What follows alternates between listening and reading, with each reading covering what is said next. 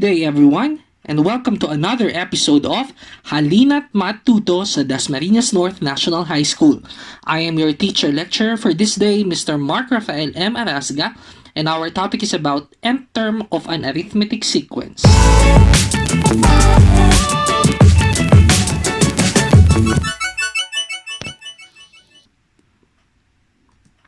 But before we start, let's have a short recall of what you have learned last time. We defined arithmetic sequence as a sequence of numbers wherein each term is obtained by adding a constant number to the preceding term called the common difference. You also learned how to recognize and determine whether the sequence is arithmetic or not by getting its common difference. Now, let's check if the sequence 1, 4, 7, 10, 13, and so on is an arithmetic sequence. How? Let's get its common difference. 4 minus 1 is 3. 7 minus 4 is 3. 10 minus 7 is 3. 13 minus 10 is also 3. If you will notice, the differences are the same. Therefore, this is an example of an arithmetic sequence with common difference 3. Now, I want you to think about this. Given the sequence 6, 10, 14, 18, and so on, answer the following questions. A. Is it an arithmetic sequence? Why or why not? If you will notice, the differences between any two consecutive terms are the same. 6 going to 10, 10 going to 14, 14 going to 18. Lahat sila pare-parehas ng pagitan. And the answer is yes, because the terms have common differences. And what is the common difference? Obviously, the common difference is 4. How did we get that? 10 minus 6 is 4. 14 minus 10 is also 4. 18 minus 14 is 4. Therefore, it is an arithmetic sequence with common difference 4. Letter C. What do you think is the next term? How about the 8th term? Since the terms are obtained by adding 4, just add 4 to the last term 18 to get the next number. 18 plus 4 is 22. 22 plus 4 is 26. 26 plus 4 is 30. 30 plus 4 is 34. And this 34 is our 8th term. But, what about the 21st term? Without listing all the terms and adding 4 in each term, how are we going to determine the 21st term easily?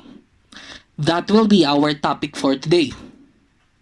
The nth term of an arithmetic sequence. In this video, the learners will be able to recognize arithmetic sequence, determine the common difference of an arithmetic sequence, and most especially, solve for the nth term of an arithmetic sequence. These objectives are based on the most essential learning competencies or MELC prescribed by the Department of Education. Let's have more specific examples. In the sequence 6, 10, 14, 18, and so on, solve for the 11th term. Without listing all the terms, because all we can see is that each term is obtained by adding 4. But without listing, we can solve this using the formula a sub n equals a sub 1 plus the quantity of n minus 1 times d. Again, this is read as a sub n equals a sub 1 plus the quantity of n minus 1 times d. Wherein a sub n is the nth term, a sub 1 is the first term, n is the position of the nth term, and d is the common difference. Let's try to solve this. First, we need to identify the given. A sub 11 is missing, the 11th term is missing. A sub 1, the first number, that is 6. N is 11. Why? Because the position of the missing term is 11th. Therefore, n is 11. And lastly, d is the common difference. 10 minus 6 is 4. So, we will substitute the given to our formula. A sub n equals a sub 1 plus the quantity of n minus 1 times d. So, our a sub 1 is 6, right? 6 plus the quantity of 11, that is our n, always minus 1, times the common difference, which is 4. Next, applying the concept of PEMDAS, you will solve first what is inside the parentheses. Ito po munang nasa loob. 11 minus 1 is 10. Copy 6, copy 4.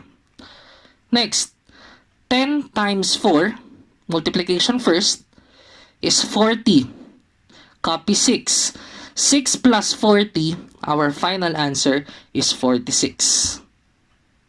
Let's have another example. Solve for the 16th term of the sequence 8, 13, 18, 23. Without listing all the terms, let's use our formula again. And let's write first the given. A sub 16 is missing. That is the 16th term. A sub 1 is 8. Our first number is 8. N is 16 because the position of the missing number is 16th. And lastly, B, our common difference is 13 minus 8 equals 5. So, substitute lang po natin siya sa ating formula. Our A sub 1 is 8. Our N is 16. Our D is 5. Solve first what is inside the parentheses. 16 minus 1 is 15. Copy 8, copy 5. Multiplication, 15 times 5 is 75. Copy 8. 8 plus 75, finally our final answer is 83. Let's have the last example.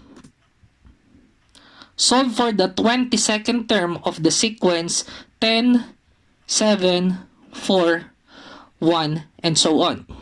Let's use the same formula. Write first the given. A sub 22 is missing. A sub 1, our first number is 10. Our N is 22. Our D is 7 minus 10 is negative 3. If you will notice, our D is negative. If the terms of the sequence are decreasing, our D will be negative. Next, substitute it sa ating formula. A sub 1 is 10, N is 22, and our D is negative 3. 22 minus 1, 21, copy 10, copy negative 3. 21 times negative 3 is negative 63. Plus 10, our final answer is negative 53. So, to sum it up, in solving for the nth term of an arithmetic sequence, first, determine if the sequence is arithmetic or not. How? By checking if the terms have common differences. If they have common differences, obviously that is arithmetic, and we will now proceed to our formula. Again, our formula is read as A sub n equals A sub 1 plus the quantity of n minus 1 times d. But make sure that you properly identify the given and be careful with the sign of the common difference. Lastly, you may check if your answer is correct using listing method. But be careful and make it a habit to recheck your answers. Take note, the same formula will be used if A sub 1, N, or D is missing. That will be all. And once again, I am your teacher lecturer, Mr. Mark Rafael M. Arasga, and thank you for watching this video. Don't forget to like and share this video and subscribe in our YouTube channel so you will be updated with the latest video tutorials about learning mathematics in HALINA'T MATH-TUTO.